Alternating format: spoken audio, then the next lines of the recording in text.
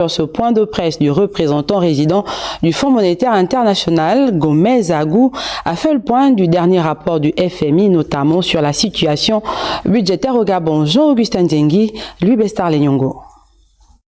C'est un point de presse au cours duquel le représentant résident du Fonds monétaire international est revenu sur plusieurs points inscrits dans le rapport du 24 mai 2024, conformément à son article 4, dans le Gabon. Nous pensons que sur les dernières décennies, le Gabon a connu très peu de progrès en matière économique et sociale. Et les nouvelles autorités ont hérité d'une situation sociale et économique extrêmement difficile. Il y a eu au Gabon un recul du niveau de revenus de la population. Ce recul du niveau de revenus s'est accompagné d'un accroissement du chômage.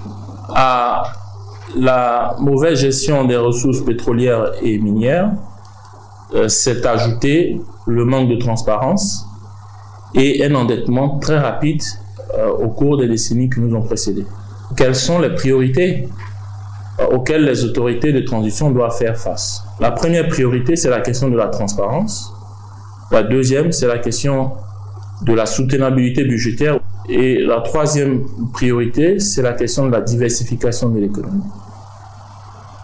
Sur la question de la transparence, nous voulons déjà encourager et féliciter les autorités de transition qui ont déjà mené un certain nombre de pas, donc qui ont posé des premiers actes qui vont dans le sens de la transparence. Agou Gomez a également évoqué la situation budgétaire actuelle. La dette publique de l'État se situe à 70,5% du PIB en 2023. Cette dette s'est accélérée en 2022 et en 2023 avant le 30 août parce que, vous le savez, il y avait un contexte électoral.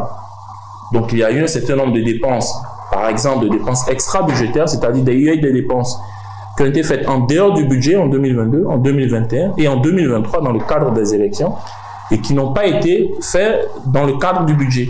Lorsque les autorités de transition sont arrivées, elles nous ont présenté l'ensemble de ces dépenses-là qui n'avaient pas été présentées. La priorité sur cette situation, c'est de dire qu'il est essentiel de rapidement ramener la dette à des niveaux qui soient raisonnables. L'institution financière internationale, tout en notant des perspectives encourageantes, a appelé les autorités à trouver l'équilibre entre la satisfaction des besoins de la demande sociale et les besoins de développement.